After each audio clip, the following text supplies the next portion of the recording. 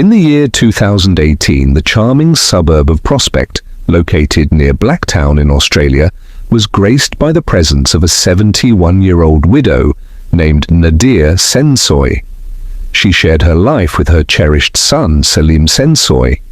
Born in the 1940s, Nadia's early years remain somewhat of a mystery. However, her nearly 4-decade residence in Prospect made her a beloved figure within the community. Neighbors often spoke of her with warmth and affection, recalling her unwavering willingness to assist those in need. Whether it was offering rides to the local market or delighting them with her delectable baked goods, Nadia was a constant source of support and kindness. Her selflessness left an indelible mark on many lives, earning her the admiration and respect of all who had the pleasure of knowing her. Family was the cornerstone of Nadia's existence. She was a proud mother of 5 and a devoted grandmother to 17 grandchildren. Her home was a sanctuary of love and nurturing, where she dedicated herself to fostering a close-knit family environment. However, the tranquility of Prospect was shattered when tragedy struck. In December 2018, Nadia, the beloved matriarch and friend to many, mysteriously disappeared without a trace. The last sighting of her was on Thursday, December 6, 2018, near her residence. The ensuing days were filled with anguish for her family, friends, and the community that had come to adore her. It was entirely out of character for Nadia to vanish without a word, leaving everyone in a state of bewilderment and concern. As the days turned into a harrowing wait with no sign of her, the Sensoy family felt compelled to act. On Tuesday, December 11, 2018, they reported Nadia missing, igniting a fervent search for her. The local Blacktown Police Command responded swiftly, mobilizing a dedicated team of officers to launch an extensive search operation, hoping to uncover any leads regarding her disappearance. Despite their diligent efforts, searches conducted around her family home yielded no promising results, and the atmosphere of unease deepened with each passing moment. Both her family and the authorities were profoundly worried for her safety. Where could she possibly be? As the investigation unfolded, detectives stumbled upon an intriguing revelation. They uncovered that Nadia had scheduled multiple appointments before she vanished and had not touched her bank account since that fateful day. This revelation only intensified the enigma surrounding her disappearance, leaving a trail of questions in its wake. Investigators tirelessly pursued every lead, yearning for a fragment of evidence that might illuminate the path to the missing woman. They disseminated a detailed description of Nadia to the public, in hopes that someone might have crossed her path. She was characterized as a Mediterranean or Middle Eastern woman, approximately 165 centimeters tall, slender in stature, with short, dyed brown hair. Yet despite the diligent efforts of law enforcement, no one stepped forward with any insights. As the months slipped by, optimism waned and trepidation took hold. The chilling possibility of her having met with foul play loomed large, a thought that weighed heavily on the hearts of many. Even if the worst had occurred, the haunting question of her final resting place lingered unanswered. The investigation soon reached an impasse, leaving the community to ponder whether the truth would ever emerge. The residents of Prospect were engulfed in sorrow, grieving the absence of a cherished figure and clinging to the hope of a miracle that might bring Nadia back. In 2020, after 2 arduous years of unyielding pursuit, the authorities resolved to offer a reward for any information that could lead to her discovery. They announced a substantial $350,000 reward, aiming to awaken the conscience of anyone who might hold the key to her whereabouts.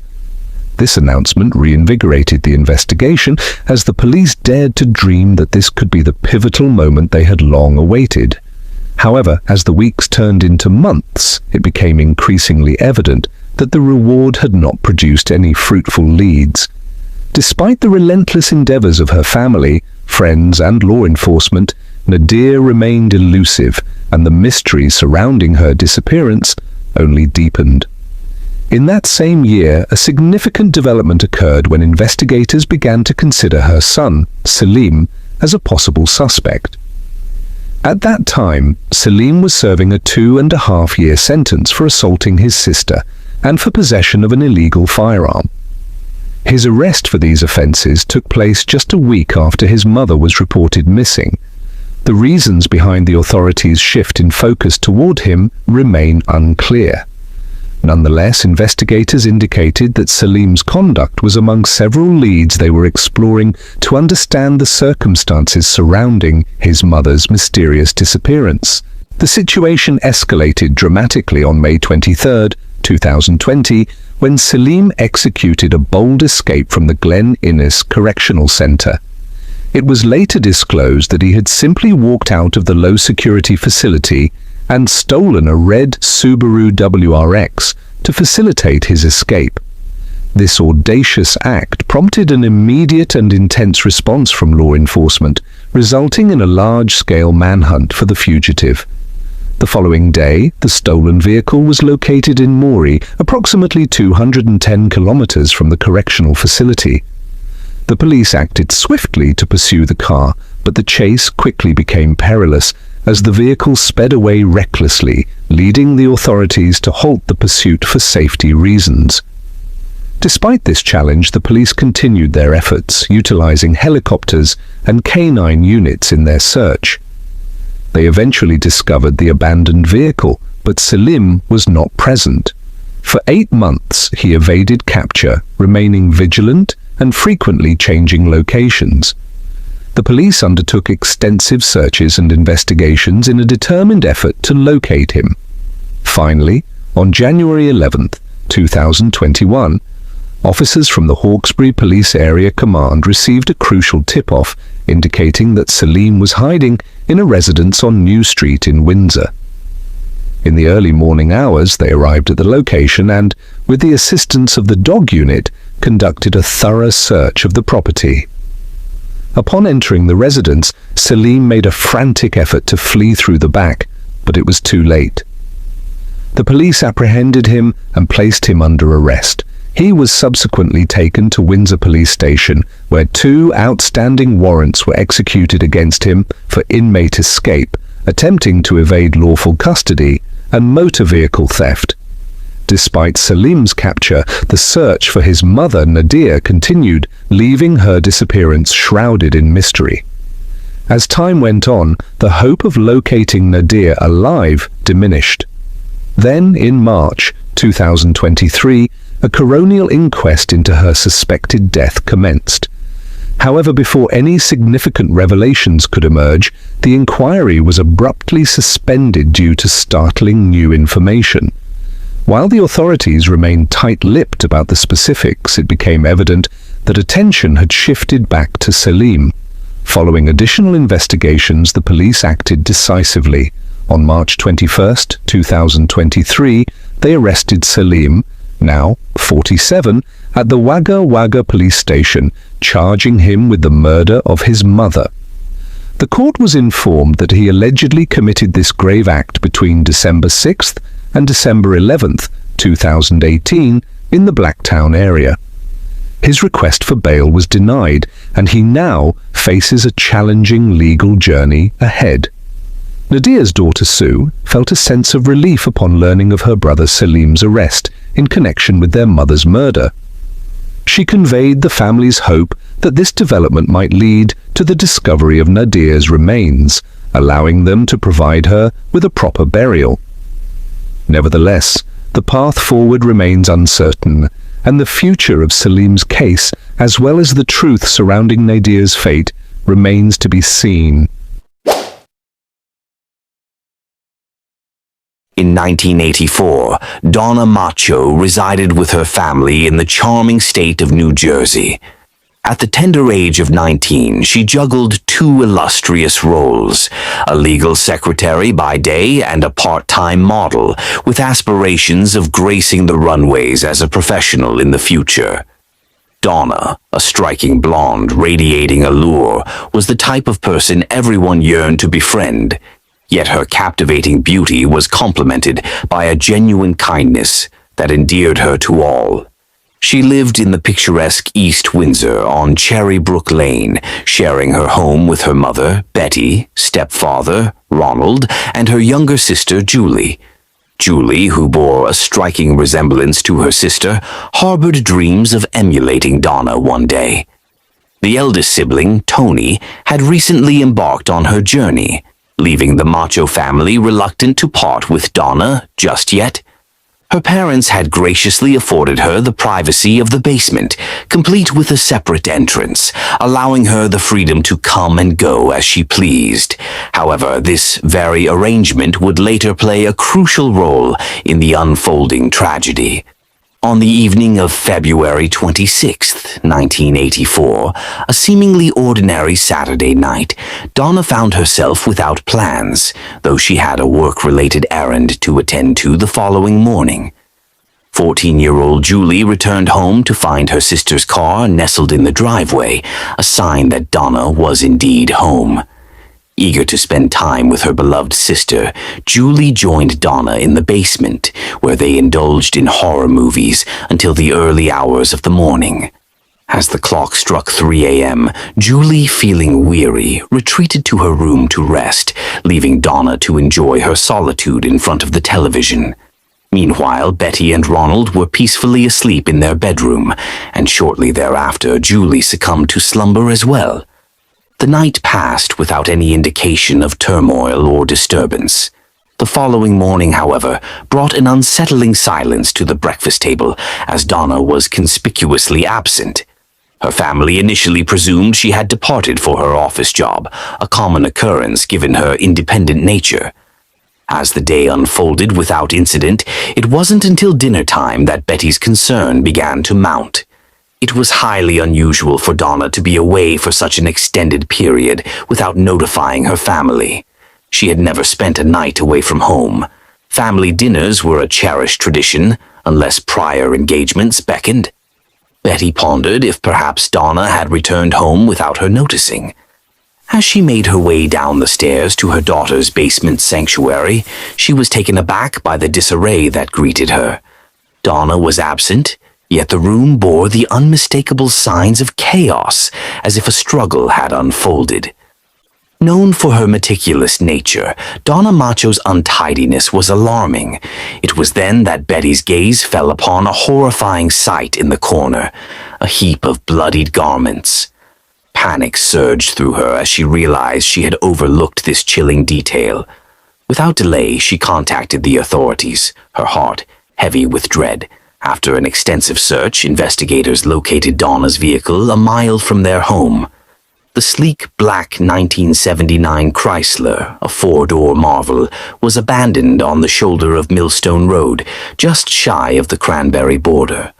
All doors stood ajar, but the true horror lay within the interior, was stained with blood, from the upholstery to the ceiling, a gruesome tableau. In the chaos, officers discovered her wallet, cash, credit cards, and driver's license. Samples of the blood from both her room and the car were dispatched for forensic analysis. A meticulous examination of her room unveiled troubling evidence. Male DNA was present on some of Donna's clothing, indicating a man had invaded her sanctuary and abducted her.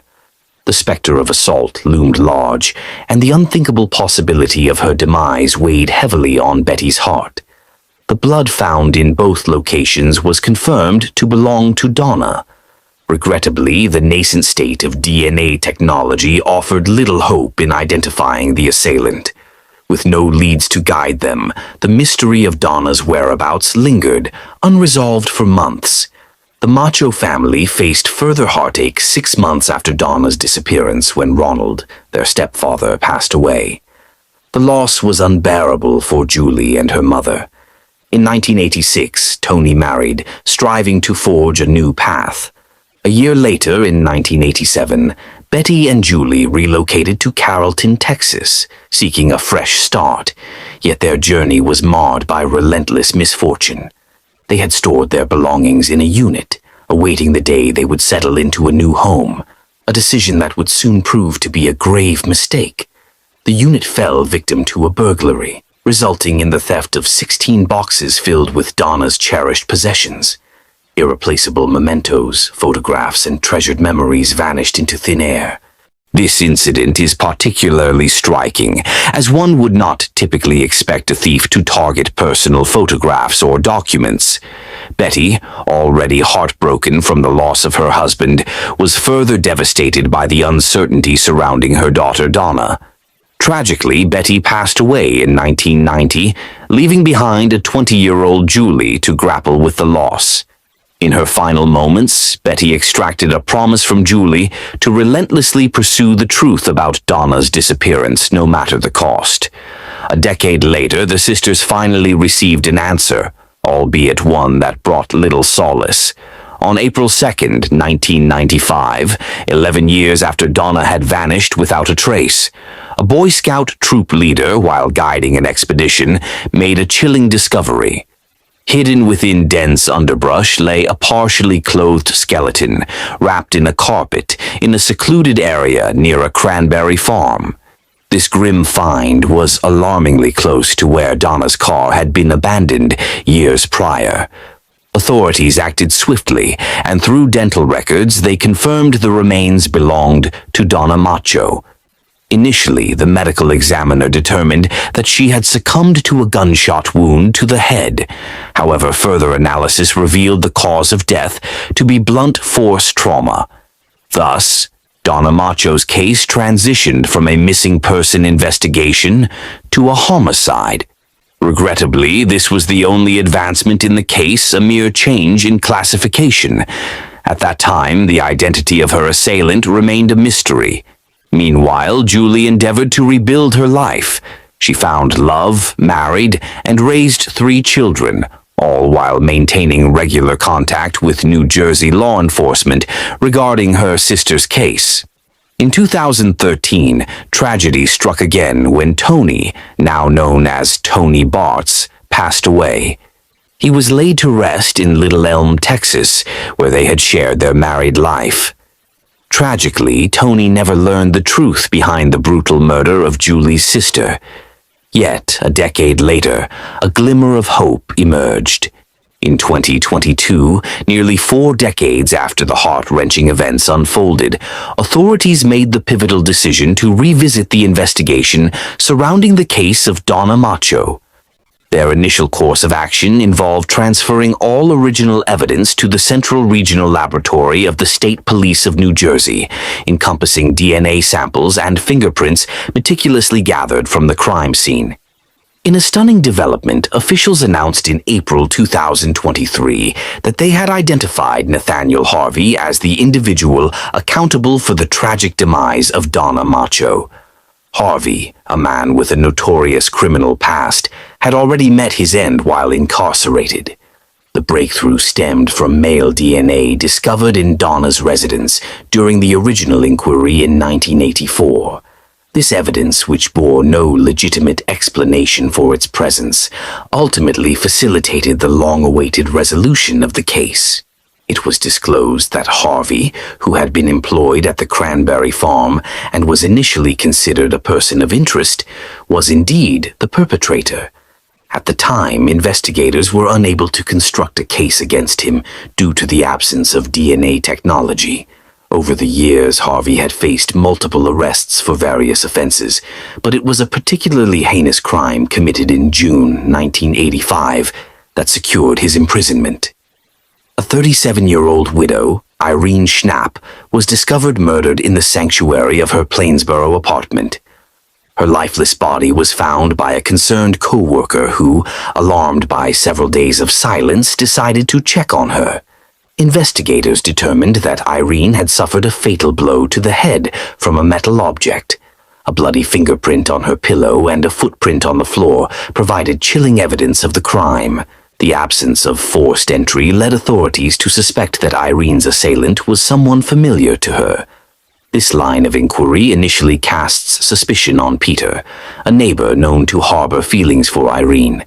However, despite the focus on him, no substantial evidence emerged to connect Peter to the crime, ultimately leading to his exoneration. Attention then turned to Nathaniel Harvey, a notorious figure infamous for his home invasions and assaults on women. During the interrogation, detectives observed that Harvey's shoe size corresponded with the footprint discovered at the crime scene. Furthermore, they found a Seiko watch belonging to Irene in Harvey's vehicle. After 3 days of rigorous questioning, Harvey admitted to taking her life. However, a significant oversight occurred. The confession went unrecorded. Subsequently, Harvey retracted his admission, asserting his innocence regarding Irene's tragic end. Nevertheless, the evidence against him was sufficiently compelling to secure a conviction. He received a life sentence for Irene's murder, remaining incarcerated from his arrest in 1985 until he died in 2020 at Southwood State Prison, despite numerous appeals. Julie Macho, now known as Julie Berger, was 54 years old and a grandmother. She had also served as an elected official on the council in New Fairview, Texas. The revelation about her sister came as a shock when she received that fateful call from the New Jersey police. Julie had maintained connections with individuals in East Windsor through the Heightstown High Memorial page on Facebook, striving to advance her sister's investigation.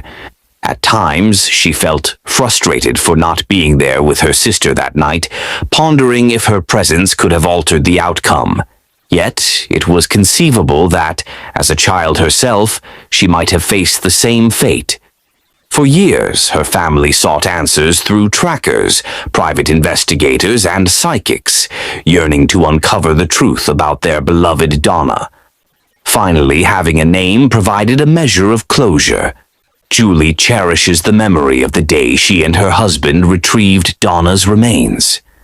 With the investigation concluded, a delicate ladybug landed on her arm. In that serene moment, she felt a profound connection, believing it was Donna reaching out, expressing gratitude and a sense of peace at last. On June 1st, 2018, an off-duty firefighter embarked on a leisurely bait fishing excursion with 2 companions, navigating the serene waters just north of the Boynton Beach Inlet in Palm Beach County, Florida. As their boat drifted approximately 50 yards from the shore, an unsettling sight caught their attention: a lifeless infant, face down in the water. Recognizing the gravity of the situation, Lemieux refrained from disturbing the scene and promptly contacted emergency services, awaiting the arrival of law enforcement.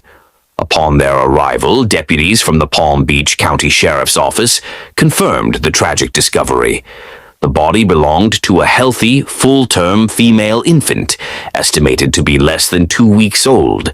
Subsequent drift analysis indicated that the child had been in the ocean for 1 to 2 days, and despite the absence of visible trauma, her death was classified as a homicide.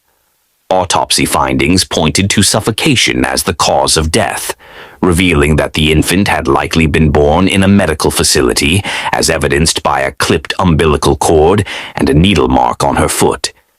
Initially, investigators speculated that the child might have Caribbean roots, based on DNA analysis suggesting a blend of African and Asian ancestry.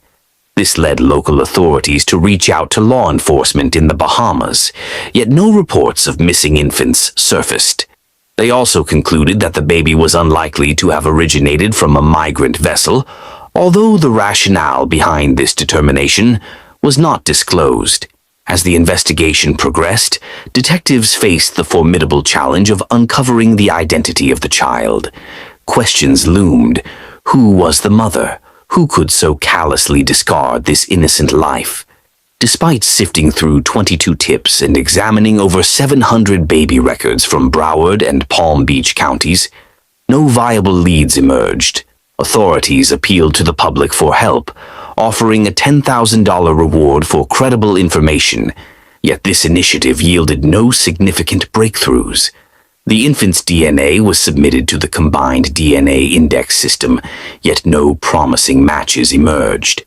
As time elapsed, the child remained both unclaimed and unidentified, eventually earning the name Baby June. Despite the diligent efforts of investigators to find the baby's parents, the case grew cold merely days after the initial discovery. It wasn't until 4 years later, in 2022, that a breakthrough occurred. In June of that year, the Cold Case Unit of the Palm Beach County Sheriff's Office, under the guidance of Detective Brittany Christoffel, took charge of the investigation. They forwarded Baby June's DNA to Parabon Nanolabs, where it was entered into a public genealogy database. Fortuitously, a match was identified with Baby June's first cousin once removed. This led investigators to meticulously reconstruct the family tree, ultimately identifying a potential father for Baby June. The man, whose name remains undisclosed, was forthcoming with investigators upon their inquiry. After confirming his paternity through additional DNA testing, he expressed that he did not know of the child's existence. However, he directed authorities to his former girlfriend, Arya Singh. He recounted that he met Arya at Santa Lucia's High School in Lantana, where they were both students, and their relationship lasted until September or October of 2017. He mentioned relocating to Tallahassee for work in May 2018, around which time their phone conversations resumed. In August or September of 2018, he visited West Palm Beach for a concert with her, during which Arya revealed that she had been pregnant in the summer of 2018, but had taken care of it. He admitted to being perplexed by her comment, assuming it referred to an abortion. In the days that followed, he attempted to discuss the baby with her, but she evaded the topic, leading him to ultimately abandon the inquiry. With the conclusion that the father was not involved in Baby June's demise, detectives began to focus their attention on 29-year-old Arya Singh. In the latter part of July 2022, following an extensive period of surveillance, detectives procured DNA evidence from a discarded coffee cup. The DNA found on the cup's rim unequivocally established that Arya was the mother of Baby June. Subsequently, detectives secured a warrant to examine Arya's cell phone location data, which revealed her presence at the lifeguard station on North Ocean Boulevard in Ocean Ridge, adjacent to the Boynton Beach Inlet, at approximately 9:35 p.m. on May 30th, 2018, merely 2 days before the discovery of the infant's remains. Her phone remained in that vicinity until 10:01 p.m., and by 10:06 p.m., the GPS data indicated her departure from the area. As investigators delved into her Google search history from that period, they uncovered a trove of incriminating information regarding her online activities. On the morning of May 30th, 2018, at 8:41 a.m., just hours before her phone's location was logged at the Boynton Beach Inlet, Arya had searched for affordable hotels in the vicinity, including options in Boca Raton, Delray Beach, and Boynton Beach. Between 8:41 a.m. and 10:45 a.m., she conducted 8 hotel searches. From May 30th to June 30th, 2018, there were a staggering 574 searches related to Boynton Inlet. Notably, between 11:20 p.m. on May 30th and 9:28 p.m. on May 31st, investigators identified 34 searches for news about Palm Beach County. Arya also frequented websites associated with the Boynton Beach Inlet on 27 occasions. From June 1st to June 30th, she perused 64 articles concerning Baby June across both local and national platforms.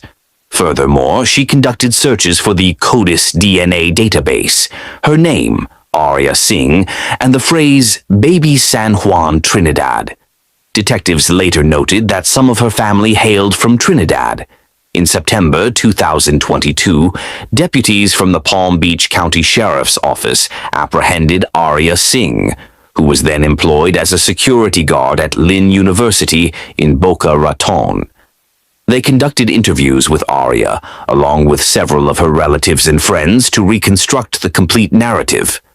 When recounting her experience from that fateful day, Aria claimed that on May 30th, 2018, she had retreated to a hotel room due to feeling unwell.